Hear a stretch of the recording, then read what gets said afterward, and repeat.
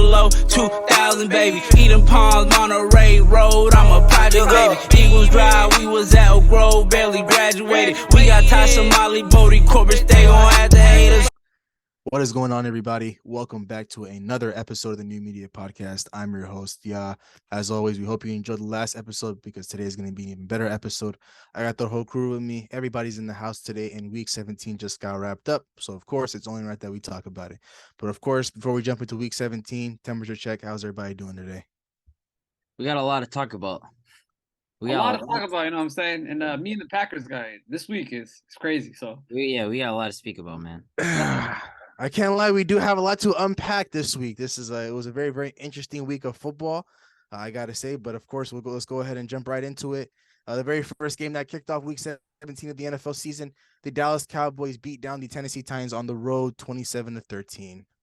You know, at least with this one, Josh Dobbs, he played better than what I was expecting, especially in comparison to whatever Malik Willis would have offered them. I just don't think Malik Willis in any way is ready to perform for this team. And Josh Dobbs, I mean, he did whatever was possible for him, but we had no doubts about this game. We even spoke about this in the last episode. There's no question marks that Dallas was going to win this game. They just came in and they controlled business. Simple as that. They got the job done. Dak had a couple good throws in the end zone, and then Zeke, of course, he's going to get his rushing touchdown every week. So, you know, this team, they're grooving, man, and then they're moving. They're one of the contenders in the NFC, so it's good to see. I wouldn't say they were grooving. I ain't gonna lie. I will not say they were grooving. You know, I mean, the Titans' defense is decent, though. It's not just about that. I know their defense is decent, but at the same time, Dak having 3 turnovers in the first half, and then the game's 10-6 is not the Cowboys that we expected, especially with Derrick Henry. I mean, the second half, though, they're much better, though. They were much better second half. That's what I was going to speak about. But, yeah, second half, they turned up. You know, they only let up 7 points. They scored a couple of touchdowns. CD and Dalton Schultz, you know, they turned up. CD especially, man. I feel like we got to talk about him more. You know, he's a great receiver. 11 catches, another 100-yard game. He cooked. So, you know, the second half, they came back. They played fantastic defense, and the offense showed up. But, like I said, you know, the last couple of weeks, I feel like Dak's been forcing the ball into tight spaces. You know, he's picking up a lot of turnovers. He's leading the league in interceptions, and he has missed 5 games. So there's a lot to say about that, but they have a chance to clinch maybe the first seed next week, depending on the results between the Eagles and the Giants game. We'll see what happens there, but good win for them. I'll say a good win. You know, they shaped up second half.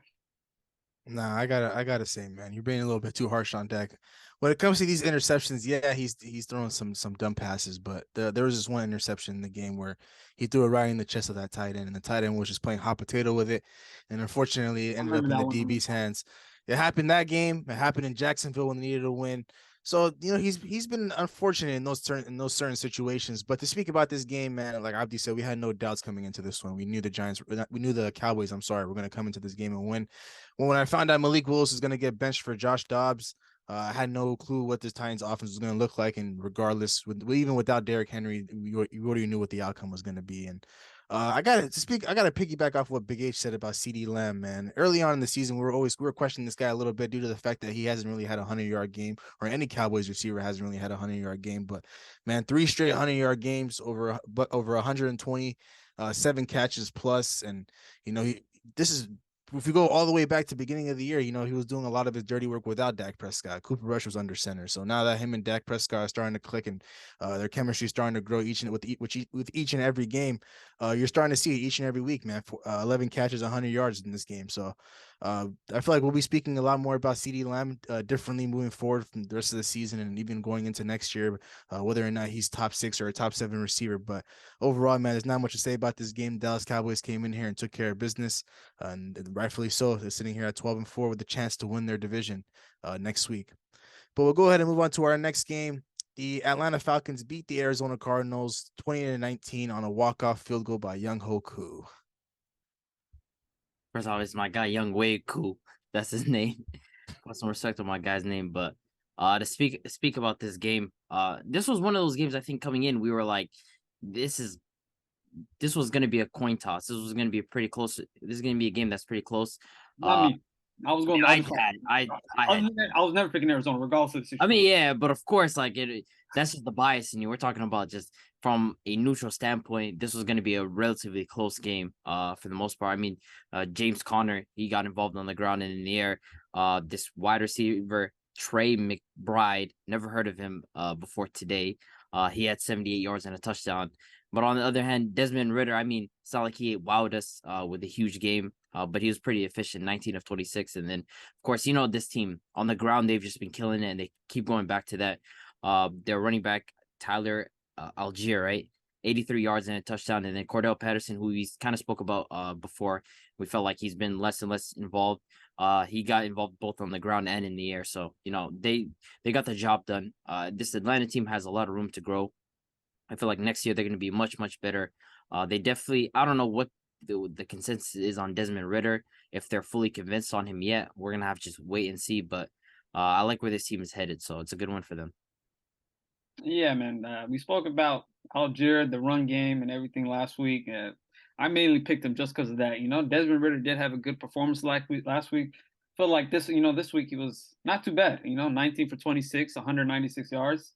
Game managing type game for him, but they really trusted on the run, and that's what they did. So, yeah, Tyler Algier, this kid's been cooking up this last couple of weeks. I feel like he's been very consistent in this run game. So, I do want to see what they do in the draft next year, who they can pick up. Kyle Pitts is going to be coming back for them, and if they can, you know, build up what they got with Drake London. So we'll see what happens. Good one for them. In Arizona, fourth string quarterback David Blau played.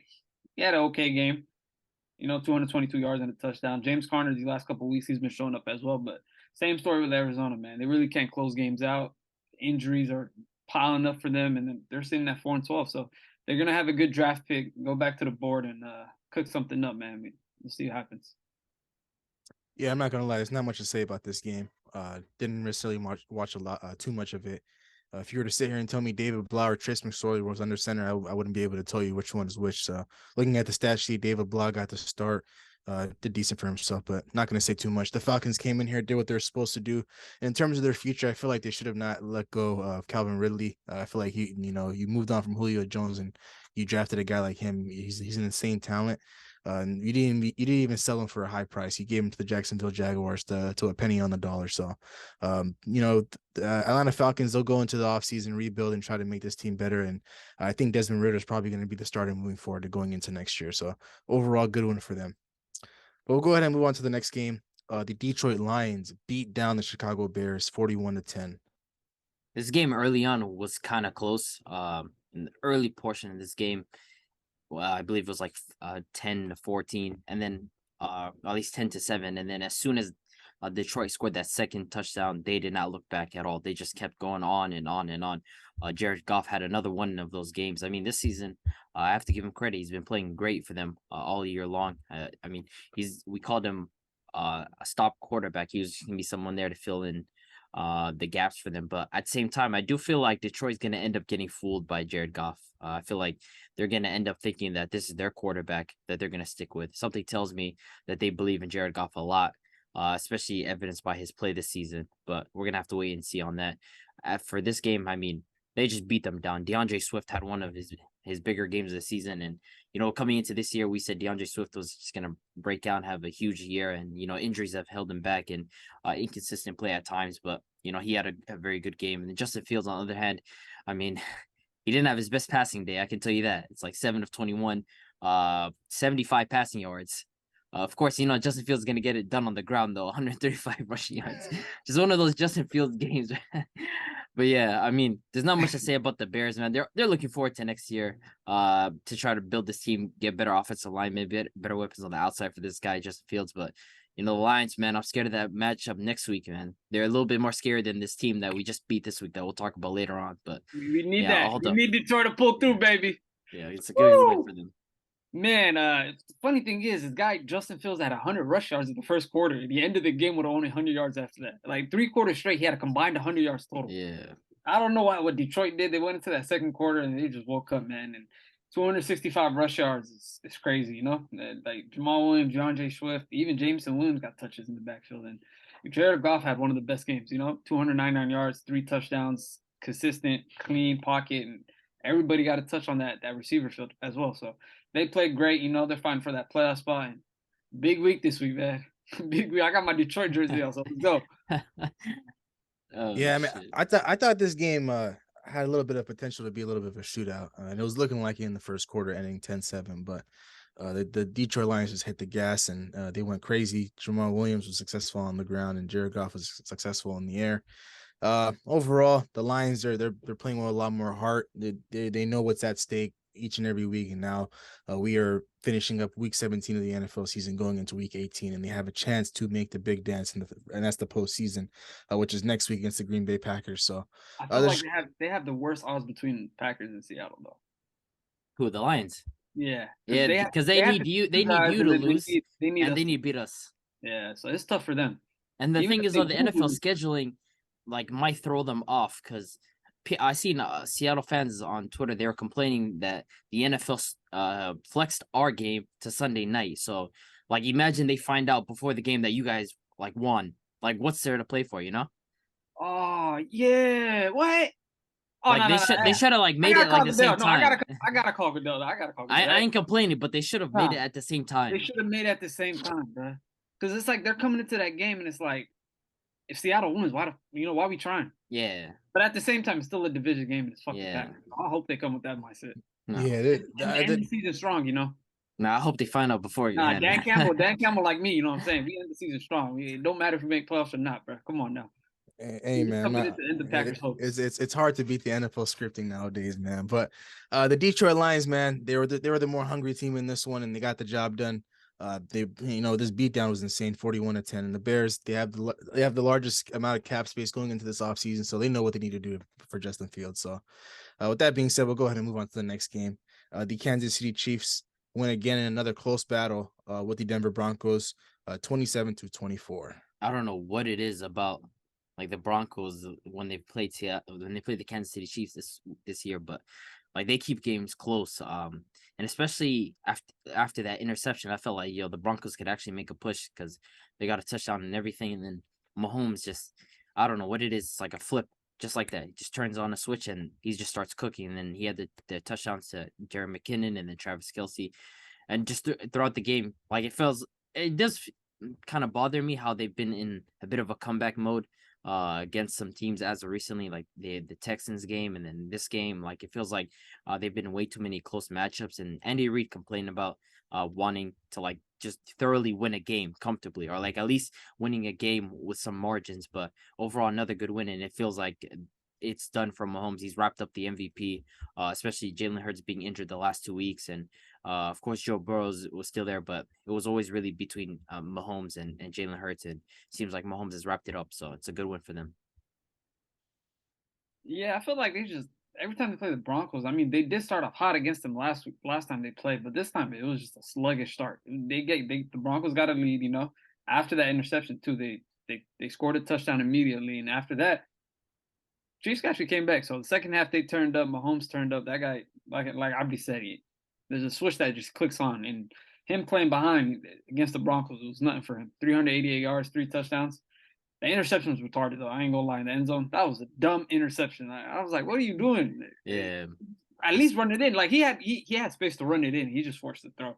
But like Abdi said, these last couple of weeks, barring Seattle, I feel like they've just been playing down to their competition. And like what the coach said, Andy Reid, he wants a comfortable win, a very comfortable win. I feel like I haven't seen that from the Chiefs since the Niners blowout. Other than that, there's been a lot of close games for them. So they're sitting at number 1 right now. Mahomes probably is MVP at the same time, and we'll see what happens. I told you guys this when they lost to the Cincinnati Bengals. This team wasn't going to lose another game, but I do have to give the Denver Broncos credit here, man. When we're coming into during our preview episode talking about this game, I did say that they weren't going to cover this spread. The Denver Broncos, their defense is very, very respectable. They've been holding up their end of the bargain going into each and every week, but it's just the offense that hasn't been able to carry their side of the load. But Russell Wilson had himself a decent game. 1 passing touchdown. I believe he rushed for 2 touchdowns. So, he was keeping up with Patrick Mahomes in this game. I feel like going into next year, these two teams it's gonna be very, very similar to what the Chiefs and the Chargers got going on, that little rivalry they got. Those games are always on prime time. I feel like the Broncos and Chiefs are going to be on prime time going into next year. And the Chiefs, I'm not sold on this team whatsoever. Patrick Mahomes, he wrapped up the MVP. That's simply because Jalen Hurts got hurt. But for the outlook for the Kansas City Chiefs, if you're playing this team in the playoffs, yeah, Mahomes is a true threat. You're always gonna be fearful of him. Like everybody understands that, but I just feel like the weapons around him aren't nearly as good as what they used to be in the past. You don't have a guy like Tyreek Hill, and sometimes you can't always just force feed a guy like Travis Kelce. What your receivers have to make a play, and Mahomes could put the ball right on the money, but at the end of the day, it's the receiver's job to haul in the catch and go for a score, or extend the drives. So overall, good win for the Kansas City Chiefs. The Denver Broncos, their season's pretty much over, but I liked what I saw from their team with their first game out without their former head coach Nathaniel Hackett. They're moving in the right direction, so that's a plus for them. And for Kansas City, they got a big game next week against the Raiders. They'll probably close out the season close up the season on a win streak going into the playoffs. And Big H, you mentioned we haven't seen them win a convincing game since San Francisco. I don't even think that win was impressive at all, simply because I'm looking at the schedule right now. Like it's not that impressiff because that was Yeah. Christian McCaffrey's first game as a 49er. and So at he that wasn't. time too, Niners were very depleted on the defensive end of the ball. So they don't have a convincing win this year. This is what I've been trying to say since the Cincinnati Bengals game. But with the playoffs right around the corner, every team in the playoffs is a good team, and we're gonna see what this Chiefs football team is about come January, come playoff time. But we'll go ahead and move on to the next game. The Miami Dolphins lose again to the New England Patriots 23-21. I believe now their losing streak is at 5 games in a row. Yeah, man, I don't think this team is going to make the playoffs. Yeah, because it's kind of they don't really control their destiny at this point. They have to win and then hope that the Bills decide to beat down on the Pats, but we'll have to wait and see. But I mean, going from Teddy Bridgewater to Skylar Thompson it's just a tough thing for this team. You could tell that their offense has just fallen off a cliff, especially without Tua. And I'm not the biggest Tua fan, but there is a major drop off between him and the backup quarterbacks. And the Patriots defense, they force turnovers on these guys. And I mean, Mac Jones, he didn't have his most efficient days. Even when I was watching him, it was just a nasty 20-33, a bunch of terrible incompletions. And of course, he's never going to go for long yardage, but I mean, the 2 touchdown throws were nice. And I mean, it's just the Patriots, with them, they keep it simple. They're going to game manage the game, and the defense is going to do its job. And for the Dolphins, I mean, it's just a tough outing for them. They didn't have their starting quarterback, and you're not going to go far against a team like that's led by Bill Belichick, who's going to set up a game plan against your best players. So kudos to the Patriots, man. They've been competitive all year long. Nah, yeah, kudos to the Patriots, man. Like I picked them for a reason this week, just because off the defense of Bill Belichick, and they game managed the offense. The run game wasn't there much. They had 200 pass yards and 2 thrown touchdowns, but big changes in game was Kyle Duggar had that pick 6, man. It switched right there completely. It gave Patriots some life, offensive life, and they just turned up after that. And Miami, man, 5 games in a row losing streak. They lost Teddy Bridgewater this game, and you putting Skylar Thompson up against Bill Belichick, so it's very tough for them, man. Yeah, they started the season off hot, and for them to just come down like this and with injuries and your main player that you're relying on is just getting hurt constant. So it's tough for them. Sitting at 8-8, man. I feel like they're done. So Patriots do have a chance to get to the playoffs, right? Yeah, but they need a lot of things to go. They need a lot of things to go for them too, huh? Yes. Yeah, so we'll see what plays out next week. So good one for the Patriots, though. Great one, actually. Bouncing back from those 2 losses that they had before that, they very needed this one. So good one for them. Yeah, this is terrible for the Miami Dolphins, man. Going, with their season being so up and down, and now you're sitting here on a 5-game losing streak. San Francisco is understandable. The Chargers, not so much. Buffalo, yeah. Green Bay, no. And then Patriots, no. Of course, it's hard to sweep a division rival, but at the same time, you're going into this game without your starting quarterback, and Teddy Bridgewater didn't play great, and he got hurt in this one, and he's not going to be ready to go in next week's matchup against the New York Jets.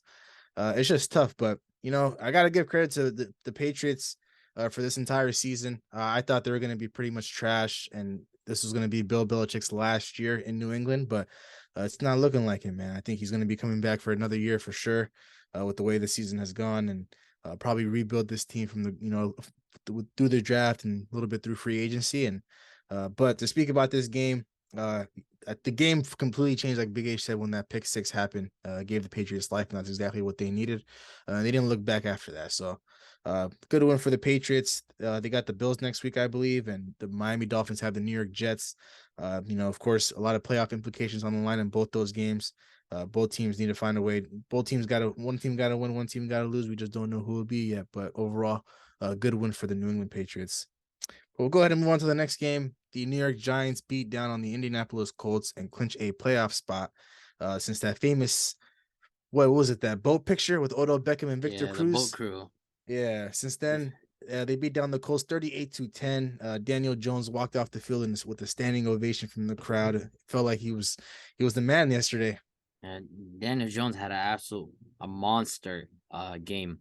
Wasn't like a ton of passing yards, but he got 2 passing touchdowns, and then on the ground he was just absolutely a monster, 91 yards and 2 rushing touchdowns. And like the Giants, he's cut down on his turnovers a lot. It's starting to feel like they believe in him. There's a time where he used to have like 23 total turnovers in a season, and now I think he's down to like about 8 turnovers on the season. So he's definitely improved his play.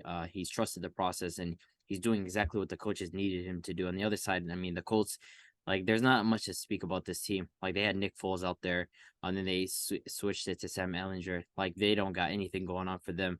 The running game, just Zach Moss. Like, that team is just a terrible watch. It's been an absolute disappointment for them, a disaster, considering we had them probably winning the division this year. But I mean, it's tough seeing that team. But good win for the Giants as they clinch a playoff spot, because I mean, these guys all year long, I felt like they start off hot, and then we wrote them off after a bit because they started losing, and now they're back in it. So kudos to them, man. Yeah, kudos to the Giants, man. First off, yeah, I'm gonna need you to show some respect to Daniel Jones. Secondly, this guy's been hooping this season. Like Abdi said, going from 23 turnovers to putting it down to 8 or 9, it's just crazy. And that it goes with the coach helping him, and then the team. The coach is gassing up the team and getting him to getting them into the system. But 2 rushing touchdowns, 2 passing touchdowns, 100 yards on the ground rushing, 177 passing. Can't be more efficient than that. And defensively, they play phenomenal. I don't want to start on the Colts because I'll go on a little rant. We might not have enough time to finish that episode. Yeah, there's not much to say about this game, but I give like the Giants and Daniel Jones a lot of respect. Not too much. He played a lot better this year in comparison to recent years, especially with the turnovers, like Abdi pointed out. But I mean, they came in here and they did what they were supposed to do. They knew what was on the line in this game, a playoff berth, and it was against a weak team like the Indianapolis Colts, and he had himself one hell of a day. 4 touchdowns total.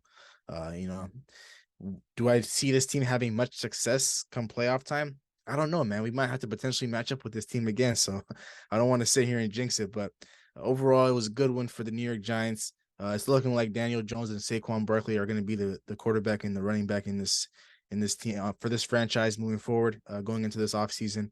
And we're going to see what this team is about come playoff time.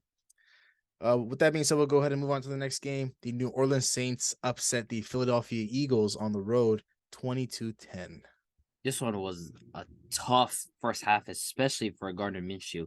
Like, it was just a disaster for him. I think he only completed about 6 passes in the first half of the game. I mean, just a terrible. He's kind of turned things around the second half. He had that long touchdown to AJ Brown, but I mean, the Saints defense was all over him. They even had 2 fumbles on him, but both recovered. But overall, like, you can see how much of a downgrade. Like, no matter like how good a system is, you still need a quarterback to perform in that, and they just don't have it with Gardner Minshew. They are desperately in need for Jalen Hurts. I mean, AJ Brown, Devontae Smith, of course, they've been busy the last 2 weeks, but especially Devontae Smith, he's kind of been Gardner Minshew's favorite target. But still, it doesn't matter. You need Jalen Hurts out there, and I'm a bit worried for the Eagles, depending on Jalen Hurts' injury. I mean, I feel like it's much worse than what we're hearing, but we'll have to wait and see. But on the other side, I mean, the Saints, defensively, they got the job done. But of course, passing wise, you're not going to see much from Andy Dalton. He's not going to have a big day or wow you. And then Alvin Kamara, I mean, like, it's just been a mismanagement for this guy this year. Like, he just feels like he never touches the ball enough. It's just been a tough overall year for him. And I believe he's a free agent this year as well, right? I mean, if I'm him, Not a free agent, but there's like yeah, like there's something in his contract where he can opt out or something like that. If I'm him, I'm thinking about my options, man, because this team it just feels like it's outdated. Like, if I'm them, I'm getting rid of Michael Thomas and I'm getting rid of Alvin Kamara. I'm moving on because especially for Alvin Kamara, it feels like they don't use him enough. But good one for the Saints, man. That pick six was amazing. Perfectly timed by Marshawn Lattimore. Sealed the game. Yeah, I was going to speak about that. You know, Lattimore, I think this was his first game back from injury, too. Yeah, believe first so. game back. First game back from injury, and he sealed the game with that pick six. You know, the Eagles still had a chance there and then, 13-10, but in their own end zone, throw it. He jumps the route, easy touchdown for him. But yeah, like Abdi said, man, there's a big difference between Gardner Minshew and Jalen Hurts. It's a complete big difference. I feel like they struggled a lot throughout the first half and low key throughout the third quarter. But I mean, that's what happens when you miss an MVP candidate. So the run game wasn't existent. AJ Brown had not a big day other than that 78-yard catch. Other than that, it was like 3 catches for like 17 yards. So he was to be non-existent. You know, Devontae Smith played good, but that Saints defense, man, they put some clamps on him. So it was good it was a good win for them. But Eagles, man, hopefully Jalen Hurts is back this week. If he's not, who knows if they can clinch that number 1 spot. Yeah, this pretty much helped. This hurt whatever Micah Parsons was trying to say about Jalen Hurts and the Philadelphia Eagles, whether it was him or whether it was a system. And it helped Jalen Hurts' case, regardless whether or not he wins the MVP award. He needs to be the starting quarterback for this team in order for the Philadelphia Eagles to be successful. Yeah, Gardner Minshew had himself a nice day against Dallas. You know, on the road, he put up some numbers, but of course, he also costed them with a couple of costly turnovers in that game. And in this game, we even saw it post game with AJ Brown. He was raising his frustrations about Gardner Minshew, talking about the connection. He wasn't really looking at me and stuff like that. And the one time he looked at AJ Brown and he threw the ball up in his direction, he ended up getting a touchdown. So, but to speak about the New Orleans Saints, man, their defense, they always come out and ball out. And Andy Dalton was just able to steady the ship a little bit, and the defense was able to carry the lead for the rest of the way. So, for the Philadelphia Eagles, it's a big week going into next week because the Giants head coach Brian Daboll said he's not benching his starters going into this week's game. So it's pretty much a do or die week if you want to secure that number 1 seed in the NFC. And do you really bring back a guy like Jalen Hurts for just that number 1 seed, or do you stick it out with Gardner Minshew in hopes of just him beating the New York Giants by himself? But it's going to be an interesting call for head coach Nick Sirianni, but nothing to stress too much about necessarily. I think they'll figure it out this week, but overall, very, very good win for the New Orleans Saints. But we'll go ahead and move on to the next game. The Tampa Bay Buccaneers win their division and win this game against the Carolina Panthers 32-24. Fantasy owners who had Mike Evans and you put him on your bench, I know you're shooting yourself in the foot right now. You're probably wondering, where was this all 16 weeks, man? You're probably wondering, what the hell, man? I've been waiting for this performance, but he had it's just weird. Like when you watch the touchdowns, it's like the exact same play every single time. Like you literally watch them and you're thinking, there's no difference between these plays. I mean, they really took advantage of no J.C. Horn on this team. I mean, early on, Sam Darnold, he played well. They were up, I believe, up 14-0. Looking like they're gonna be another one of those weeks for Tampa Bay. And then Tom Brady had his absolute best game of the season. Something that we've been literally waiting for. Feels like every week. From week 1 to like week 9, where we're telling ourselves, maybe this is a Tom Brady game. Maybe this is a Tom Brady game. And it finally happened in this week. Very, very much needed win against a divisional rival. But I mean, the Panthers at the same time, Sam Darnold, like those turnovers really hurt them. As well as he played in terms of the touchdowns and whatnot, the turnovers really hurt them, especially the late one, the fumble. I know they did get the ball back, but there's barely any time left. I mean, it's a tough loss if you're the Panthers, and the Buccaneers. I mean, they needed this one. It's going to help them gain momentum as they're looking to host a wild card. But I mean, at the same time, is it convincing? Is it enough? Is this enough to solidify the Buccaneers? I don't know. We're gonna have to wait and see. Yeah, man, great win for them. Clinching the division. Tom Brady coming out and just throwing the ball, and finally we get to see Mike Evans do something. Although every single route was the same, the corner knew what was going to happen, and he still got dusted by Mike Evans that runs a 4.9. So pretty embarrassing for C.J. Henderson to get dusted for 187 yards. Was the same route, bruh? 55 and I think 47. All 3 routes were the same route. All 2 of those cornerbacks got dusted the same way.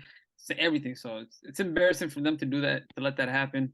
I got cooked in fantasy by him. It was very tough, but we move. And the Panthers, man, the run game was non-existent this time against the Buccaneers, only rushing for 70 yards, and it came down to Brady versus Darnold. We know what the outcome of the battle is if it's passing. Brady won that, so good one for them. Like Abby said, is it going to continue on in the playoffs? I don't think so. They might have to see the Cowboys or the Eagles first round, and we'll see what happens. Yeah, man. First things first, I got to speak about Mike Evans, man. I'm not going to put the blame on him for what he put out for his fantasy this year. Tom Brady, this is what I've been trying to preach for 6-7 weeks now. Good things happen when you throw the ball to Mike Evans. And also, you do got to take into account J.C. Horn. This is the first game without him. So Mike Evans and the Tampa Bay Buccaneers definitely took advantage of that opportunity. And Mike Evans had himself one hell of a day. Chris Godwin stepped up, and that's the whole reason why I picked this team to win this game. Now, am I gonna, say that this team is back and they're moving fully functionally? Nah, not necessarily. They were down in this game pretty big to Sam Darnold. Sam Darnold was pretty much carving him up. I was watching Red Zone, so it felt like each and every time that they were showing this game, it was Sam Darnold marching down the field and getting a touchdown. And it was good to see that, the Tampa Bay Buccaneers are able to lock in for just a split second, whether it's a 6-7 minute stretch where they score, get a turnover, get the ball back and score again. But in the playoffs, you're going to need more. You're going to need more than that. And I feel like I don't think this team is going to have that in the tank come playoff time, but I guess we're going to have to wait and see. But it was pretty much a vintage Brady, Mike Evans performance. Clean game for Tom Brady, no turnovers. I think Chris Godwin had a fumble, but didn't necessarily cost them. And now they sit here as a division champs. Now they get to host a playoff game with a record of 8-8 going into this week. But overall, it's a good one for the Buccaneers. I'm looking forward to seeing what they do come playoff time. But we'll go ahead and move on to the next game. I really want to talk about this one. The Cleveland Browns beat the Washington Commanders 24-10. The Washington Commanders have been officially eliminated from playoff contention with this loss. Ron Rivera, man, he might be gone after this year. This one, like Ron Rivera, when he's thinking about this one, like he's probably gonna be like hating himself for this one. He's probably burning with this one because Taylor Heineke literally brought him up to this point. They were struggling. They brought in Taylor Heineke. He gives them a boost. Your best pass catchers and Terry McLaurin start eating with Taylor Heineke, right? It's an upwards trend. And then there's some mixtures of games where, yes, he does struggle, but that's okay, right? Because at least he's brought you up to this point. And now, in literally the biggest game of your season, right, you decide to go to a man who you benched in the early part of the season, right? You benched him for a guy that brought you here and decide, he's going to get me into the playoffs. He's going to give me the best chance of getting into the playoffs. And what does he do? He throws 3 interceptions, like 3 interceptions against a Browns defense who have been struggling all year long. I mean, that's just crazy to me. So Ron Rivera, like if he was to be gone after this, I would have nothing against the Commanders for doing that. But to speak about Deshaun Watson, I mean, he had a very, very, very efficient day. His best performance easily so far since his return. I mean, it's not like he had a ton of passing yards, but in terms of efficiency, he had like 9.4 yards per attempt, 3 passing touchdowns, and Amari Cooper. We've been waiting for that connection to happen, and it did happen this week. He had 2 touchdowns. Nick Chubb got involved. He had 100 yards on the ground. So overall, a great win for the Browns as they look to build off this momentum and then go to next year, hopefully being a team that can contend at least for a top spot in that division. So good win for them. And for the Commanders, man, I mean, I'm happy I needed this, but at the same time, it's tough, bro. Like you in the biggest game of the season, you benched the quarterback that brought you here. I had a little hope that maybe Carson Wentz wasn't as trash as he was, but he proved me otherwise. So there's that. Yeah, you said all that about the Commanders in the beginning, and you still decided to pick them, knowing damn well Carson Wentz was not gonna do anything. And you still want to pick the Commanders. I mean, the Browns defense is ass, and I didn't expect him to throw 3 interceptions. This is Carson Wentz we're crazy. Talking about. Like, you got to know who Carson Wentz is. Come on, man. Tough. It's tough, man, but shout out the Browns, bro. We needed this one big time. We really needed this one. So, they pulled through for us. Deshaun Watson, like I told you last week, I'd be just give him some time, man. Let him get used to the offense. Let him get comfortable. Let him get back in football shape. And great game for him. 9 for 18, 169 yards, 3 touchdowns. And Amari Cooper finally got, they connected 3 catches, 105 yards, 2 touchdowns. That kind of reminds me of that Randy Moss stat a couple like about 20 years ago, man. What was it? 3 catches, 180 Yeah, something 66. yards, 66 yards, and 3 Yeah, touchdowns. yeah. Yeah, that's crazy right there, man. Big numbers from them. 3 interceptions on Carson Wentz, and yeah, like Ron Rivera, man. Heineke gives you a 7-game, wins. You pull him after a couple bad games, you don't trust him, and then you go back to the guy that you benched. It makes no sense to me. So they really need a quarterback if they're not going to go between Carson Wentz and Heineke, if they're not going to trust either or. So hopefully they go back into the offseason and look for one. But yeah, tough loss for the Commanders. Yeah, I said it going into this week, man. Ron Rivera, he made it very, very clear that he was going to start Carson Wentz for this game, knowing what was on the line, their playoff hopes. And regardless of how the game went for Carson Wentz, whether he was balling out or he was, gifting interceptions on a silver platter, he wasn't going to pull him. Taylor Heineke got pulled for something very, very less last week against the San Francisco 49ers, where he had 2 turnovers in the fourth quarter. This guy, Carson Wentz, didn't even throw for a single touchdown. At least Heineke threw for 2 in that game. And this guy, Carson Wentz, is the gift that keeps on giving, man. 3 interceptions, no touchdowns. This is a prime time game for Carson Wentz, man. This is who he is. This is who he's been his entire career. Outside of that one little MVP run he had before he tore his ACL against the Rams in Philly, he hasn't been much of a quarterback in this league. So for Ron Rivera to stick with him throughout the entire game, I wasn't surprised. And one thing that did surprise me was after the game when they asked Ron Rivera about, his playoff hopes, knowing that if they were to lose this game and if Green Bay were to win, they'd be mathematically eliminated. He didn't even know that. So I feel like I understand both sides of the argument. One side of the argument is saying, well, he was probably game planning and focusing on the game this week, and he wasn't necessarily focused on the playoff scenarios. But on the other hand, I mean, you can tell one of your staff members to go look up the information for you on the internet, and they can get back to you in less than 15 minutes. So I feel like that's what he should have done, and he should have known that going into this week. But unfortunately, the Washington Commanders are not going to be in the postseason this year. And overall, it was a very, very good one for the Cleveland Browns, man. Abdi said it best. These guys are trying to build some sort of momentum going into next year, knowing that they have a full season with Deshaun Watson, a full offseason with Deshaun Watson. So this team's going to be locked in and ready to go next year. They'll be better defensively. Offensively, they'll probably add some pieces in free agency to help surround Deshaun Watson with some help, but this team is looking to contend next year in the very, very tough division with them and the Cincinnati Bengals and the Baltimore Ravens, even the Steelers, who sitting on the record of 8-8. We'll get to them in a bit, but the Washington Commanders, man, we said it all year. Going into this season, they're a team that's like they don't know which side of the fence they're on, whether they're a contending team or they're a team that's gonna go into full rebuild mode. I feel like this is the offseason where they figure this thing out, where whether or not they're gonna clean the house and just fully rebuild from the ground up, or try to go all in on free agents and try to sign some guys to make this final push and make the playoffs consistently each and every year and contend. So overall, it's a very, very good win for the Cleveland Browns. The Washington Commanders, pretty much they're playing for nothing next week. So, but with that being said, we'll go ahead and move on to the next game. I know we don't have much to say about this, but the Jacksonville Jaguars beat down the Houston Texans as expected, 31-3. With this win, the Jacksonville Jaguars decide their fate next week when they play their division foe, the Tennessee Titans, on primetime on Saturday, to decide whether or not they make the playoffs or not. Yeah, this one, there's not much to say. I believe they benched Trevor Lawrence later on in the game. I mean, they had it in the bag, and it's going to look like he didn't have like a great game or anything, but like four running backs scored a touchdown. Like Travis Etienne scored a touchdown, JaMycal Hasty scored a touchdown, and Snoop Connor scored a touchdown. Whoever that is scored a touchdown. Snoop right there, man. That's an NPC, man. Man, I used to play football back with him in high school, man. That's my dog. No way. Respect on his name, man. No, another random. So of course the stat line is not gonna look amazing, but it doesn't matter in a meaningless game for these guys.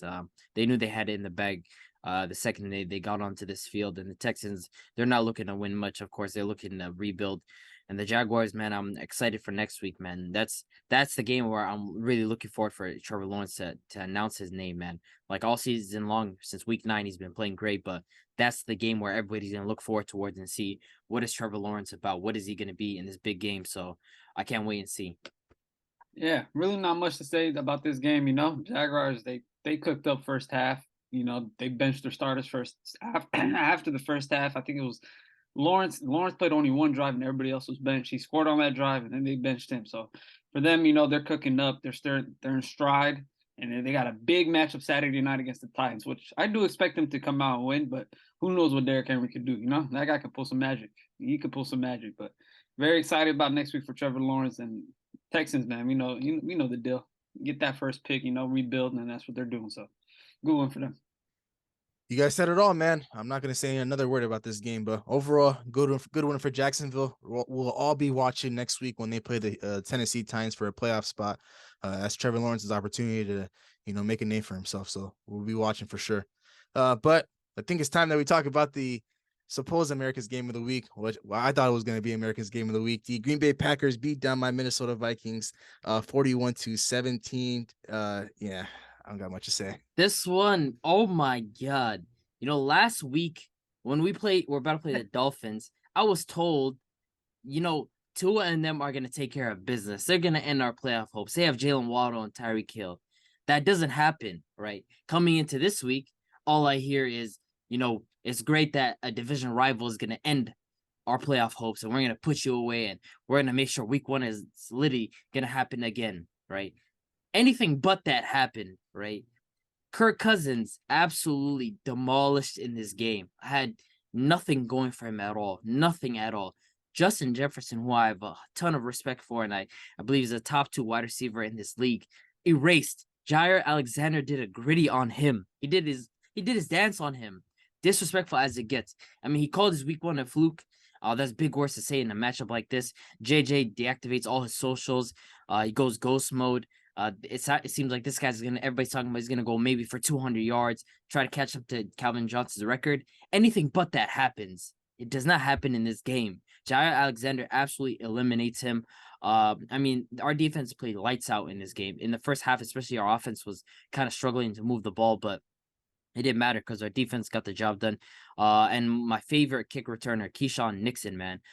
This guy, I'm so glad that we decided to put him on kick returns because we had Amari Rodgers before, and that guy just had issues just fumbling the ball. And Keyshawn Nixon, I believe, is leading the NFL in return yards. So this guy's been phenomenal for us. In the second half, I mean, we just controlled the game. Like, I don't know where the comeback was this week. I was waiting for it to happen. I was sitting there looking like, where are we going to be like the Colts? And nothing of the sort happened. So, I mean, I'm so happy that this way happened. And I can't wait for the discussion about, are the Vikings contenders? Can we go back to that? Because what contenders get blown out by us and they get blown out by the Cowboys, and then the game is out of reach against the Eagles. Don't forget the Eagles. Eagles, yes.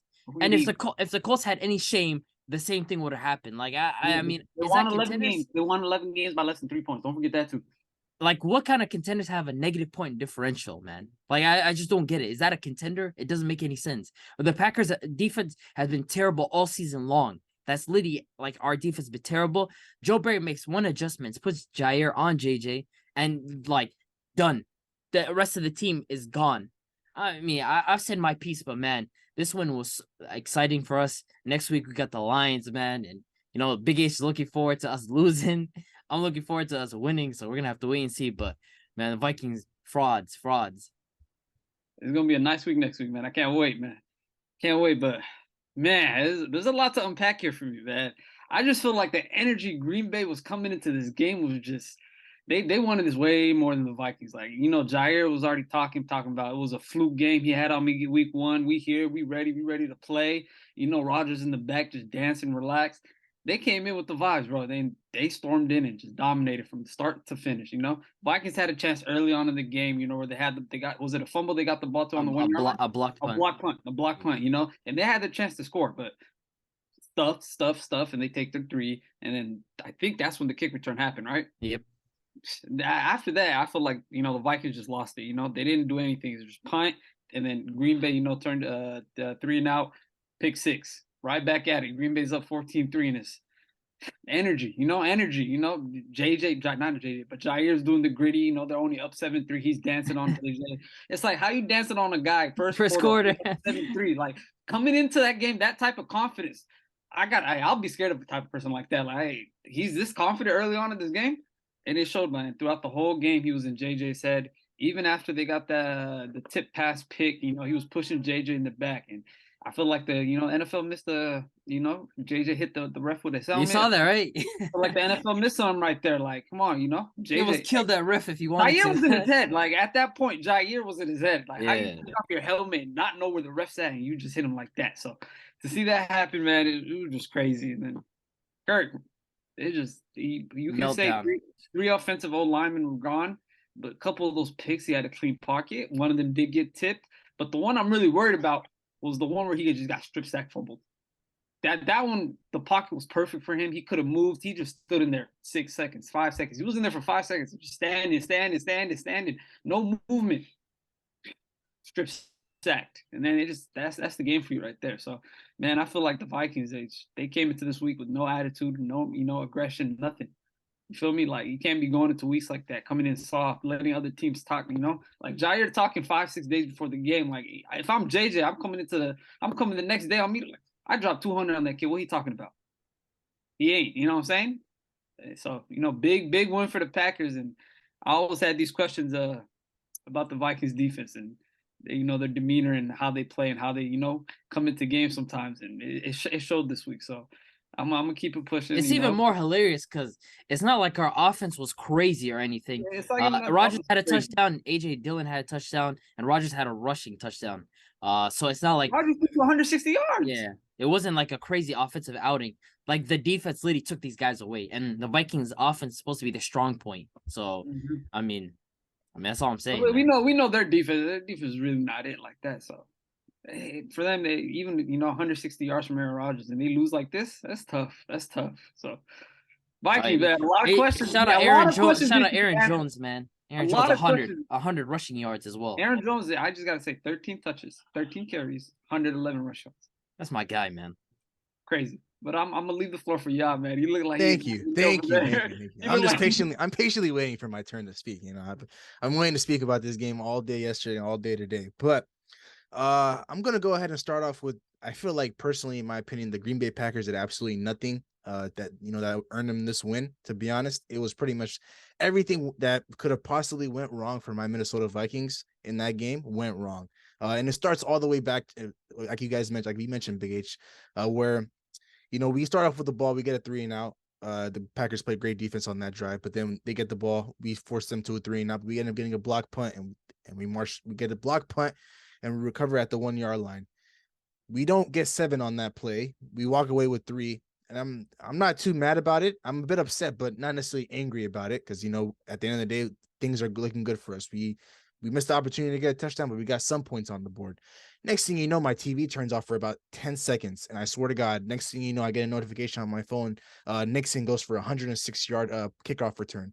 So I'm like, okay, maybe the game is still it's still in reach, for a little bit. That's not out of reach. It's 7-3, nothing to rave about, simply because we know the defense. Last time I saw my defense out on the field, we got a block punt and we held Aaron Rodgers to a quick 3-and-out. But then I feel like we just lost control after that. We got a 4-and-out on Aaron Rodgers. We got into their territory. We're looking to get some points. We go for it on 4th and 2.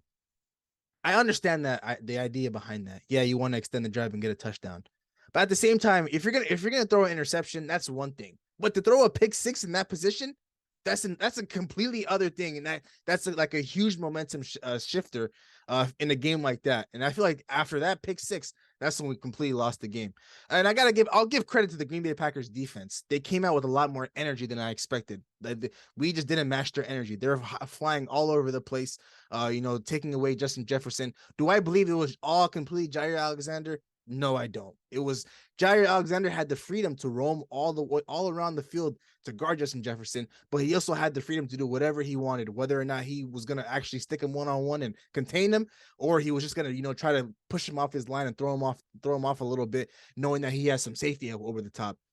Everybody knows that there's nobody in this league that can guard Justin Jefferson one-on-one. So there's nobody that's going to sit here and tell me that Jair Alexander did one hell of a job on Justin Jefferson. No, he did one of the best performances of a cornerback all season long. No, I've seen Justin Jefferson have a game like this before. He had it against the Detroit Lions early on this year. Funny thing is, JJ has never had.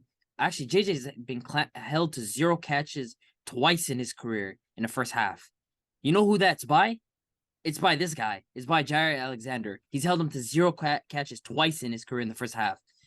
Of course, I'm gonna say he did a hell of a job. He did an amazing job. He was in his head all day.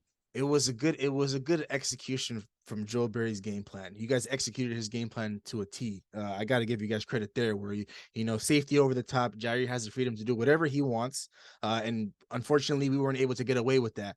But also to speak about my team, we just didn't have anything going for us offensively. Our run game wasn't going, and of course, Justin Jefferson is our engine, so we lean on him to get the offense going. And once we can't get him going, it's kind of hard to have other guys get in the mix. But I feel like Kevin O'Connell didn't do a good job at game planning for this week. The Packers just completely outmatched us. So I'm not necessarily too mad about the loss. Yeah, I'm upset that we didn't do the sweep on the Packers this year. But at the same time, I'm just more upset that we lost the second seed to the San Francisco 49ers. So now, potentially, if we end up getting out of the first round from Wild Card Weekend, we have to go all the way to San Francisco to play another game if they end up getting out of their first round. But overall, man, we have to get healthier on the offensive line. We had three offensive linemen. Were completely different compared to our usual offensive line. Brian O'Neill, I just got word that he's going to be going on IR for 4 weeks. So the next time we'll see him is if we end up making the Super Bowl. And then we had a backup center, which pretty much caused the ruckus the entire game. Ezra Cleveland kept getting false starts because, you know, when your center doesn't necessarily know the snap count, it's tough to you know get a whole offensive line in sync with your starting quarterback. So we have to get better on that side of the ball, offensive line. And I do got to speak about my guy Dalvin Cook before I move on from this game. I was gonna say that right now. I feel like he won't be a Minnesota Viking going into next year. I feel like we're just probably gonna cut ties with him going into next year. That's better than touches though, man. I feel like just straight away from the run. To be honest, the game script in this game wasn't necessarily in his favor. We were down so much, so we couldn't really run the ball. But I feel like even when we try to run the ball with him, there's not much success. Dalvin Cook is most successful when he's running on the outside, when he's running in space. He's not a running back that's gonna run it up the gut. Yeah, of course, every running back has to run it up the gut and hit the right holes and kind of break out of that. But Dalvin Cook is best when you run the ball on the outside to the left and to the right. And I feel like we haven't done that at all this entire season. So to be honest, his future as a Minnesota Viking is up in the air. I was gonna say that after the Indianapolis Colts game, but after the first half with the way the game was going then. But of course, he was a key factor into us coming back in that game, and he also did step up against the Buffalo Bills, where he kickstarted our comeback in that game. So, but there's going to be a lot of futures going up in the air between our offense. But to speak about this game, first of all, are you saying that because he is expendable because Madison is there? Madison is also there, and plus the price for a running back who's I believe is 28 going into 29. It's just a little too high. So I feel like we can cut ties with him and probably get a running back in the draft. Dalvin Cook gave us maybe 5-6 good years, and I feel like that's the lifespan of a running back in the NFL. So, I just feel like I think he had a good year this year due to the new scheme and offensive set you guys were running. Man, I feel like 1,136 and 8 touchdowns on less carries than he had last year. I feel like he had a decent year this year compared to what the offense is for him. So I don't know. I just feel like he's not getting the touches he is, and like you said, like the outside runs where he cooks up on, and the screen passes where he goes outside and cooks up on. I feel like he hasn't been seeing a lot like that this year. So yeah, but hopefully we end up just closing out the season on a high note. The Packers, I'll give them credit. They did what they're supposed to do. They control their own destiny now going into week 18 of the NFL season, where they have to beat the Detroit Lions, and they're in. But before I move on from this game, I do want to say one more thing, actually. This is pretty much NFL scripting 101 at its finest. The Green Bay Packers, if there's one thing that's for certain every year, Tom Brady will always make the playoffs, and Aaron Rodgers will be there right there with him. Whether Tom Brady's in the AFC, NFC, it doesn't matter. Those two quarterbacks will always make the playoffs, no matter which way you cut the cake, man. The Miami Dolphins, they suffered the fate of trying to go against the script, where they were cruising in the first half. Next thing you know, Tua suffers a concussion, and boom, the Packers win that game. We go all the way back to the Washington Commanders game, where the Washington Commanders beat the Green Bay Packers, kind of kickstart their losing streak. Next thing you know, 8-9 weeks later, they're not making the playoffs. It's just the scripting is just all right there for the Green Bay Packers, for them to for them to magically make the playoffs with maybe 7-8 weeks left in the season, where they rip off 4 or 5 wins against mediocre teams and find a way to get wins against good teams. Like, it doesn't make any sense to me. But won't say any more about this game. The Packers, they know what's at stake going into next week. And I can't sit here and say the Cardinals are going to beat the 49ers next week. So I have to prepare for the New York Giants or whoever's the 6th seed sitting here at the 3 seed now. We had the 2 seed for majority of this year, and next thing you know, we just lose it just like that. So I know who the Minnesota Vikings are as a team, so point differential is not gonna phase me or anything. Last year, it should to be honest. Nah, last year deep down, I'd be right. Deep down, right? Yeah, I'm gonna give them that first round. If they don't get the 2nd seed, but they face the Giants first round, I'm gonna give them that W. But when they see the Cowboys, the Eagles, and the Niners, it's done. It's done. They're like, you're not a contender, and I'm serious about it, 100%. I promise you. I'm gonna give you the 2nd round, but everything else is good luck. The thing is point differential. Yeah, I think we're like -12 going into week 18. But we lead the league in fourth quarter point differential. We outscore everybody by over 60, 70 points in the fourth quarter. We know how to win games. And that was our problem last year. We weren't able to close out games. And there was this post where if every 1-score game was reversed this season, the Vikings would be 1-15, I believe, or something like that. And it's because we've been in so many close affairs. We could have said the same thing last year. If everything was reversed last year, we'd make the playoffs last year. But I know who we are as a team, like I was saying. So this loss doesn't necessarily faze me. It was pretty much all on us. Everything that could have possibly went wrong. And I know we'll be better in the playoffs. If this game was played in a different arena outside of Lambeau, we'd win this game outright 100%. But overall, good one for Green Bay Packers. They needed this one, and it's going to be an interesting week next week when they play against another division foe with the Detroit Lions. But we'll go ahead and move on to the next game. I turned off the Vikings game at the third quarter to watch this game. The San Francisco 49ers beat the Las Vegas Raiders 37-34. 3 or 4 years ago, this would have been very, very big for the Bay Area, but since the Raiders left, it's just another game on the schedule. Man, this one was a very, very, very fun game to watch. I mean, Jarrett Stidham, I understand that he did have those 2 interceptions, but like the lift that he gave this team, in terms of what Derek Carr was giving them, it was like night and day. What I was watching, because the first touchdown was such a perfectly placed fade ball. Like there's no way you could have placed that ball any perfectly to Devontae Adams for the first touchdown, and the other touchdown to Devontae Adams. I don't think there's many quarterbacks in this league that are going to take that hit, where he just darted it to Devontae when he motioned, and he found an open spot to hit him. Like to me, that's a sign of a quarterback that really rocks with the team. And so, like just seeing how he fed Devontae Adams and how he kept sticking with Devontae Adams was just like Derek Carr wasn't doing this. And I don't know if he's a quarterback for the future, but he definitely did show some bright signs. But on the other hand, Brock Purdy. He does what Brock Purdy does. He gets his 2 touchdowns. And then Christian McCaffrey, I mean, just another phenomenal game, man. This guy, like, ever since he's come to the Niners, this guy's been on an absolute tear. Outside that first game where he barely got any reps against the Chiefs, this guy's been phenomenal. It feels like this team knows that they brought him in for a price and he has to be used. I mean, 19 carries, 121 yards, and the 17 receiving yards. And Brandon Ayuk, I like this because I remember Yao was speaking about this before the season started, and he predicted that Brandon Ayuk was going to have a big year. And with Deebo Samuel getting injured, the offense kind of geared towards Brandon Ayuk being their number 1 wide receiver, and he's shown up. This guy's always been a great route runner. He's always had good hands. He just needed to put those together. Like there's been times where he's been under fire with Kyle Shanahan, but like now he's been showing up for this team, and this offense scares me. This offense scares me a lot because this team, we already know about their defense, but offensively, the ceiling's like it can go as high as it can get. So I mean, it's a good win for the Niners as they try to secure that top seed. And man, like I get PTSD when people tell me we might face these guys in the playoffs. Man, I literally get scared when I think about the idea of facing these guys in the playoffs because they've just whooped our ass consistently every time we see them. But good one for the Niners. Hey man, you want to make the playoffs so bad. This is somebody you got to play week 1. So you guys got to choose your fate. I don't want to see the Niners, but it's what we got to do. It's what we got to do. That's the only way through it. So, but listen, man, can we say my guy C-Mac, Christian McCaffrey comeback player of the year? Can we all agree on that? It's looking like him, man. It's looking like it, man.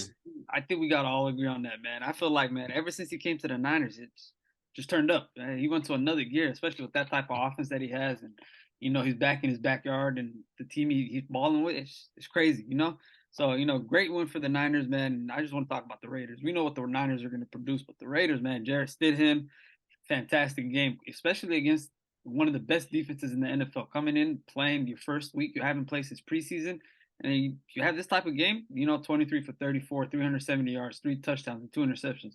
Those 2 interceptions, it comes with playing, throwing the ball like that. But him and Devontae, it seemed like, Aaron Rodgers and Devontae back on the field. They connected very well. 7 catches, 153 yards, 2 tugs. Devontae cooked. And that late catch in the game where he bobbled it and still caught it when he dove for that, beautiful, man. Beautiful, beautiful. Like Ocho Cinco said, man, it brought tears to my eyes watching this guy play. So it was beautiful watching Devontae cook. And I feel like, him having Darren Waller back, it kind of opened up the field for him even more. Waller cooked up with a 3 catches, 72 yards, and a touchdown. And Niners, they prevailed. Their defense showed up late, but especially that offense, IU taking a step up in life, taking a step up on the field, not in life, but taking a step on the field instead of a Deebo Samuel being out, and it just shows a lot. Even Kittle, without Samuel being in the game, he's been on a touchdown tear. Yeah, they're releasing him. They're letting him do routes. He's not blocking as much, and it kind of reminds me of that 2018 Kittle where he balling that year when they went to the Super Bowl. So it's good to see the Niners offense. We know what they're about, man.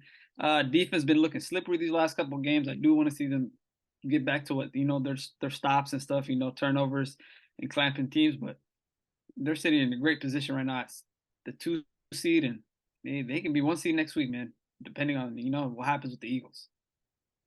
Yeah, man. This is one team that I don't think anybody wants to see come playoff time, but unfortunately, sometimes you just have to do things you don't want to do in life. But to speak about this game, man, Christian McCaffrey, we've said it since he's arrived in San Francisco, man. He's just another weapon to this crazy offense. He's just an arsenal, Swiss Army knife, however you want to call it. This guy does it all, man. Whenever you need to play, you just call on his number. He'd be right there for you. The Raiders, man, Stidham, yeah, I'm going to give him some credit to come into this game. First week of being a full-time starter, and, you put up a fight against one of the best defenses in the league, but I feel like this game ended in Derek Carr fashion. The game in your hands, the Raiders have an opportunity to close the game out, and boom, interception happens. So, no knock on Stidham. He still played a tremendous game, barring the fact that he was pretty much a starter for this first week of the season for him. But the Niners, man, George Kittle, he's looking like a safety blanket for Brock Purdy. That's another touchdown for him, and Abdi said it best, man. Brandon Ayuk, the guy I thought who was going to break out this year, is starting to break out. I think he's just officially cracked over 1,000 yards or a little less than that, and 8 touchdowns on the year. So yeah, he's starting to become a big-time playmaker for this offense.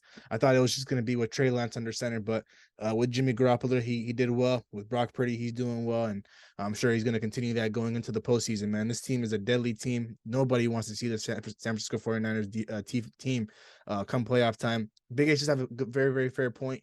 They do got tying up on the defensive side of the ball. For a couple of weeks, they didn't allow a single touchdown, and next thing you know, teams are starting to put up a lot more points than normal on them. So I think they'll tighten up. They know come playoff time who they are, and this is a team they're bound to make a Super Bowl push this year, even with Brock Purdy, which is crazy to say. But overall, a very, very good one for the 49ers. But we'll go ahead and move on to another team in that division. These Seattle Seahawks beat the New York Jets, led by Mike White, 23-6. The Jets' playoff hopes have been shattered with this game. They are officially eliminated from playoff contention. And the Seattle Seahawks have one more week to, fight for a playoff spot.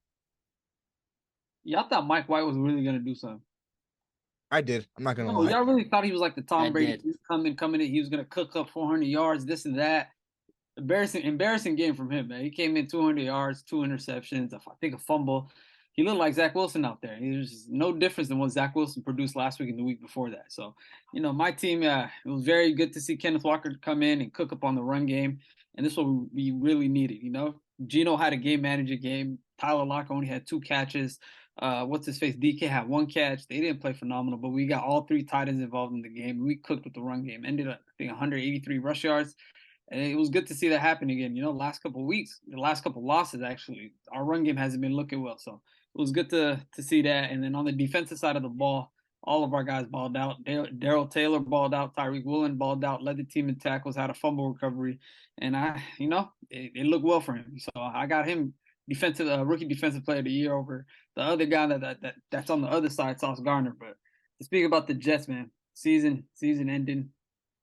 I feel like they do need to find a quarterback. I feel like they got the pieces to trade for one. Hopefully, if it adds up and the other guy wants to come through, I hope it happens. But man, great win for us, man. And next week, like in the NFL, putting the Packers game late on in the afternoon, not fair, but I still expect the Lions to win, and I think we clinch.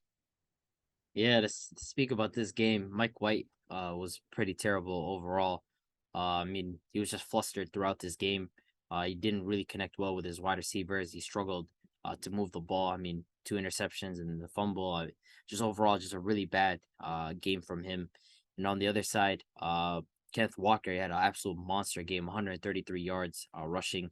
I mean, this guy's just been absolutely phenomenal for these guys. And I feel like when he has a big rushing game, Seattle's at its most dangerous because Geno Smith is able to get to the ball to his wide receivers, and it's not like the wide receivers had a monster day or anything, but it was just a very efficient performance from Geno Smith overall. He protected the ball well. It just did enough for them to get the win, and it's coming out to the wire for the Seahawks, man, and the season's on the line next week, but we're gonna have to wait and see. But overall, good win for them. I've been saying it for a couple of weeks now. Since that Rams game where Kenneth Walker was frustrated on the sidelines. Good things happen when you get number 9 the ball. Kenneth Walker, he was in contention for offensive rookie of the year this year. Of course, he got a little bit banged up midway through the season, but regardless, he's had himself one hell of a season. And good things happen when you give him the ball. He got his touches this game, 23 touches, 133 yards on the ground. The Seattle Seahawks were able to work outside of that, and they were very, very successful in the passing game as well. But the New York Jets, to speak about this team, I thought the team would rally around Mike White. They tried, but the Seattle Seahawks were just too much for them in this game. Mike White couldn't necessarily move the ball down the field. Nobody did good on this Jets team. And I mean, I sat here and thought that the Jets were going to run all over this Seattle Seahawks defense, but unfortunately that wasn't the case. But now that their season is pretty much over, what does this mean for the New York Jets in their future? They were a team that was red hot and contending midway through the season, sitting at a record of 7 and 2, 3, 4, something like that. They held the wild card spot in a very, very tough divisional race between them, the Miami Dolphins, the Buffalo Bills, and the Patriots. They were holding up their end of the bargain.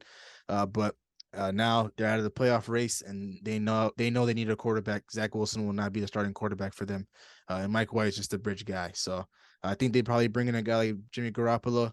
But of course, we'll be here to talk about what the Jets do in their future in the offseason. But overall, good one for the Seattle Seahawks.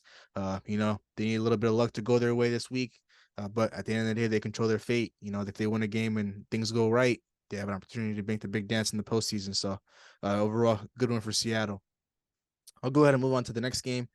I'm not gonna sugarcoat it. I didn't watch a single second of this game, but the Los Angeles Chargers beat down the Los Angeles Rams 31-10. The Austin Eckler game. That's all I gotta say. Yeah, this was a pretty comfortable win for the Chargers. I mean, Austin Eckler had a monster day on the ground, 122 rushing yards and 2 touchdowns. It feels like this guy's been having a big year. Especially, I believe he cracked 100 receptions as a running back, which is crazy. A lot of it, of course, check downs and whatnot, but that's an amazing stat for a running back. I mean, this guy this year, all year long, he's just been available for them and doing exactly what they need him to do. And it was a very comfortable game for Justin Herbert. I mean, 2 touchdowns, and then 1 to Mike Williams, and then I believe the other one was to Gerald Everett. So, I mean, it's a very, very Gerald Everett and Donald Parham. Yeah, that's what I meant. But Mike Williams still had, I believe, was it last game where he had that crazy catch? It was in this game. Yeah, but 94 receiving yards. I mean, it's a comfortable game, and to me, I think Herbert's rounding into playoff form. This guy's heating up at the right time. He's been playing great the last 3-4 weeks, ever since, especially that Dolphins game. He's been turning up. So, I mean, I'm excited to see how this team is going to look in the playoffs. But I think they're primed and they're getting healthy by the week. So. Yeah, there's not much to say about this game. Herbert, very, very efficient game, 200 yards, 2 touchdowns, no turnovers. And the Austin Eckler game, man, 10 touches, 122 rush yards, and 2 touchdowns. So another game where he just cooked up. And like we said, Mike Williams made a spectacular catch on the sideline, probably one of the best catches of the year, up there, probably JJ's catch. And these guys are rounding into form right now. They putting on a couple W's together, and they've been hooping. And like Abby said, they're getting healthy. And Baker Mayfield on the other side, you know what happens. Yeah, I'm not gonna lie. I didn't watch a single second of this game, but I looked at the box score, and Austin Eckler kept his word. He told fantasy owners that it was championship week, and he was gonna step up and win the week for them. And with this performance, he did that. So next year, I'll keep an eye out for Austin Eckler if I want to draft him with my top pick. If I end up being lucky to get him, get that top pick. But overall, it's a good one for the Los Angeles Chargers. They're getting into playoff form, like you guys said. I feel like this team is starting to become a lot more dangerous, and people aren't necessarily noticing it simply because they're not winning in like dramatic fashion or like dominating fashion, and they're playing weak teams, so they're not necessarily getting a lot of coverage from the media. But they're doing their thing right now. Their defense is starting to click, and offensively, Justin Herbert has all his weapons back, and they're ready to make a very, very strong playoff push for Justin Herbert's first postseason run. So overall, it's a good one for them. Next week, I'm not too sure if they're going to be if they're going to look to rest their guys going into the postseason, but they do have a showdown on the road against the Denver Broncos. So I guess that'll be interesting if all the players play. But we'll go ahead and move on to the last game on Sunday Night Football. The Pittsburgh Steelers beat the Baltimore Ravens 16-13. Kenny Pickett finds Najee Harris for a touchdown to close the game and win them that game. I can't lie. Kenny Pickett might be the quarterback for these guys. Like he displayed some things to me that I feel like maybe this, and I don't know what it is about this Steelers team. Like they could literally be 1-9, and somehow they're gonna make the playoffs. It's just hilarious about this team. I don't know what it is. They find ways, and I believe they have a chance if the Jets beat the Dolphins. If I'm right, if the Jets beat the Dolphins, and if they win their game as well. They need the Patriots to lose to the Bills too. Yeah, so they need like two things to go right for them. But the odds on that's a bit tough. I mean, hoping that the Patriots beat the Bills is. It's kind of crazy. No. I meant the Bills. No. The Bills to beat. Yeah, I was the like, Bills got to beat the Patriots. Yeah. Bills got to beat the Patriots. Patriots. That's easy, so they then. need Patriots just to lose. But the Jets and Dolphins one the Jets and Dolphins was a bit. I mean, you see how the Jets have nothing to play for right now. That's the thing. The Dolphins need to win. At the same time, it's like Jets. Hey, if they win, right? They're not. I feel like everybody needs. They're not last in that division. I feel like everybody needs the Bills to beat the Patriots. Yeah, that's the main one. Everybody just needs the Patriots to literally lose. But man, I don't know, man. Dolphins can go from they were number one in the division. They might be end up fourth. You know how crazy that sounds? Yeah, because they're looking like at one point it was looking like they might win the entire division. They might win the division, but now it's like, damn. But yeah, speak about this game. I mean, Kenny Pickett, he had a very efficient game. It's not like he wowed us in terms of his passing yards, but he was very efficient, picked his spots. Najee Harris, I mean, I slandered him all season long. I was talking a lot about him, but it seems like ever since he took out that that metal in his foot, I mean, this guy's been playing phenomenal. 22 rushing yards and 111 rushing yards, and this guy's been great. On the other side of me, Tyler Huntley.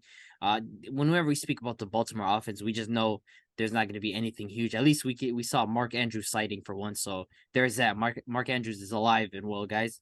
But other than that, I mean, this offense isn't going to do anything huge. J.K. Dobbins, though, I do want to speak about him. I mean, this guy is a very, very talented running back. If he's able to stay healthy, I feel like he can do big things for this Ravens team. It's just a matter of health that's stopping him because, I mean, 92 rushing yards, and I feel like ever since he's come back, he's been just churning out 100-yard performances. But this team only goes where Lamar goes, and if Lamar's not back, and to me, the way it sounds like in the organization, Lamar might not be back. There's potential that Lamar might not be back, but we'll have to wait and see.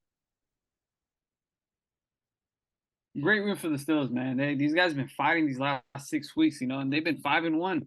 5-1. And the only week they lost was when Kenny Pickett got hurt on that first pass against the Ravens, where they lost by 2 points and Trubisky threw 3 interceptions. Yeah.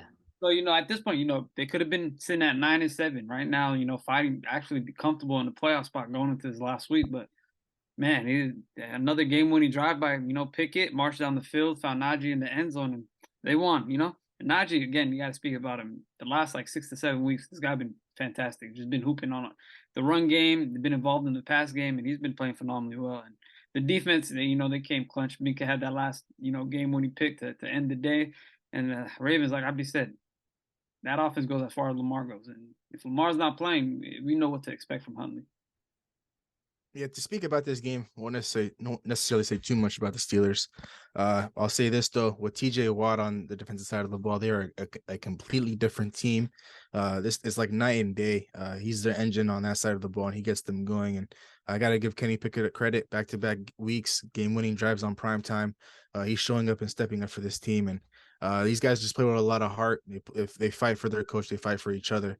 They were dead in the water 7 weeks ago, and now they sit here with a record of 8-8, and they have an opportunity to protect Mike Tomlin's above 500 record and have an opportunity to clinch the playoffs if a couple of things go their way with the home matchup against a division rival, the Cleveland Browns. So overall, it was a good one for the Steelers. But to speak about this Baltimore Ravens team, I saw a little bit of life with Huntley, getting Mark Andrews the ball. Dobbins has been well, like Abdi said, but to speak about Lamar Jackson, I actually saw that right now, Abdi, they're unsure whether or not he's going to practice this week. And I feel like him playing this week really was going to determine what the outcome from the game on Monday night between the Bills and the Bengals. Because if the Bengals were to win that game, they would have clinched the AFC North. So there's pretty much no reason to throw Lamar Jackson into that game.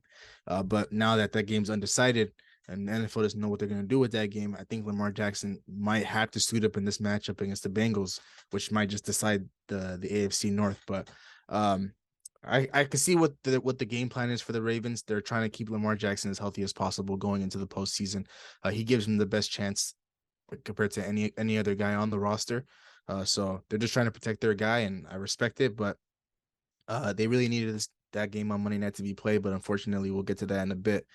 Tragic event happened in that game, but overall, it was a very, very good one for the Pittsburgh Steelers. They decide their fate once again, in like a few other teams in the NFL, with the win and a couple other losses from a couple other teams, and they'll be back in the postseason. And Mike Tomlin will be above 500 for, I don't know what the streak is at right now, but just add +1 to it. But of course, the Monday Night Football showdown between the Buffalo Bills and the Bengals was postponed and stopped. I believe I forgot his name, Mr. Hamlin. Damar Hamlin suffered a cardiac arrest on the field due to a T. Higgins hit to the chest. So the two teams decided that it was best to postpone the game. The NFL don't know when this game will be played. And looking at the schedule right now, of course, prayers up to him, but we don't know when this game will be played whatsoever, because week 18 is right around the corner, and then the wild card weekend is right after that. So of course, a lot of heavy hearts right now throughout the football world for what was his name again? Mr. Hamlin? Damar Hamlin. I'm sorry. Yeah. So everyone has him. He's on everybody's mind right now. And of course, football will be played once again. But of course, there's a lot more important things in football right now for both these teams and for everybody that's a fan of football. But with that being said, that wraps up week 17 of the NFL season. Any final words, Phil, before we close things out here? We're gonna be in the playoffs, man. I'll see you next week, Abdi. I mean, like I said, it's like you make one of you guys are gonna make the playoffs, and then you guys have a date with the San Francisco 49ers. So, I mean, making the playoffs is one thing. Having to play the Niners. Well, you sound particularly scared of them. I am, but like, at least. But he sounds like he's making any damage in the playoffs himself. Yeah. Sound like we know. We have the best chance against them. But we know when we get in, right? We out. You know what I'm saying? But we just try to get in the door. But you think you're stepping up. Yeah. I think we have an opportunity. I don't think so. It's a slim chance. I'm gonna be honest. Of course, we'll get to the chances though. So it's like a 1% chance we beat the Niners. I'm not gonna lie. Especially with the game potentially being at Levi's if we get by the first round. There's our track record at Levi's isn't necessarily the greatest, but of course, wild card weekend is right around the corner. But we have one more week of football, one more week of picks. Before we end this episode, though, I completely forgot. I do want to get to our week 17 predictions. I did have a very, very good week. I believe I finished with a record of 12-3. Abdi was in third, but Big H was at second, 11-4. Abdi was in third, 10-5, which leads us to our totals: 157, 99, and 2 for me, 155, 98, and 2 for Abdi, and 149, 104, and 2 for Big H. So hold on, let me find my white towel. I'm done. Yes. So it looks like it's coming down to the wire between me and Abdi. I have a 2-point lead. with a lot of interesting matchups and a lot of football left to be played when week 18. Everybody's playing this week. A lot of playoff implications are on the line. So, of course, I'm looking forward to winning some money, but I got to make some strong picks this week. So I can't slip up no more. There's no room for error. Man, I need to have a big week, man. That 2-point lead is very, very easy to lose, man. So watch out. Yeah, I can't be making any questionable picks this week, but of course, week 18 is right around the corner. And of course, we'll be right here to talk about it. But with that being said, we'll go ahead and close things out here. Thank you so much for tuning in into today's episode. We really appreciate your love and support. We greatly appreciate it if you like, commented, and subscribe to our YouTube channel at New Media Podcast. For those of you that are watching us on YouTube, all of our social media handles will be in the beginning of this video. And if you're listening to us on Apple and Spotify, if you go to our Instagram page at New Media Podcast, you'll be able to navigate yourself to all of our social media handles there. So once again, thank you so much for tuning in. And of course, we'll see you guys in the next one. Peace. Record a new hit, then we making us a film. Wouldn't sign a deal if I got a couple mil. Been in the lab, now they throwing out deals. Me and now Lake, now that's overkill.